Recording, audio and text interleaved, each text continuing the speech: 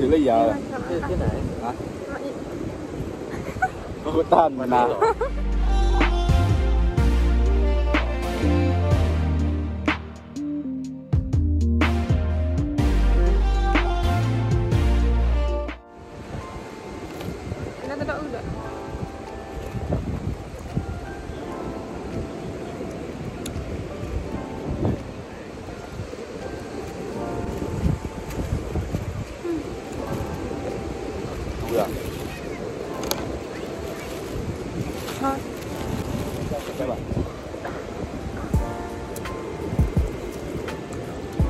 อ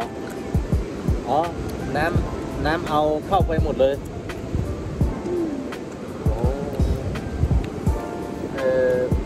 เกี่ยวเข้าเสร็จแล้วไฟหมดใช่ไหม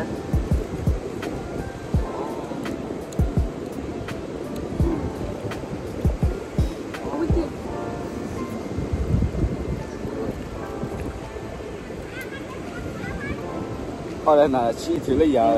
ที่ไหนนะก็ต้านมานานที่อาจารย์อยู่ที่ตกไหมcó rồi đó mấy đặc kỳ á có là bút kia rồi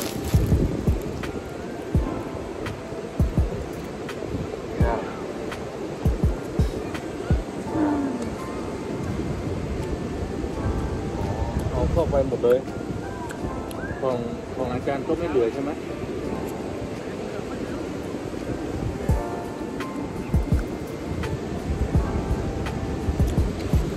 ได้5 กระสอบได้น้อยนะทีเนี้ย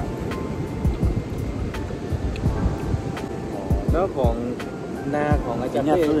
ป้นี่เป็นยังไงบ้างนี่ตัวนึงนั่น I don't know why ก็ไม่ได้เกี่ยวกันแล้วก็เลยยังเหลืออยู่บ้างแล้วมันของที่เขาหรอจริงปีนี้ก็น่าสงสารเหมือนกันนะที่เลยบัวคือกี่ตอนเนี่ยบัวคิดเป็นตัวก็เนี่ยพูดถึงก็แต่ก็พระเจ้าก็เลี้ยงดูนะอาจารย์นะเคยคิดด้วยเหรอประเด็นที่เดียวจุย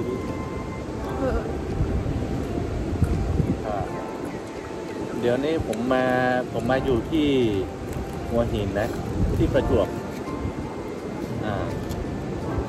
มากับอาจารย์ก่อนละนะครับ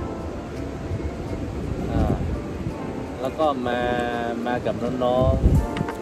เฟรมแล้วก็เชื่อเล่นมีดีเดินเลยฮะเดินลอยใช่เดินลอยเดินลอยน้องที่เป็นนักร้องที่มีผลงานใน YouTube นั่นน่ะก็มาเที่ยวที่หัวหินแล้วก็คืนทุกปีจะมีงานเดลี่ฮัลโหลพอดีมีน้องปปย.มาอยู่ที่นี่มาตั้งศูนย์ตอนนี้จะไม่อาเควาแล้วคอนโซล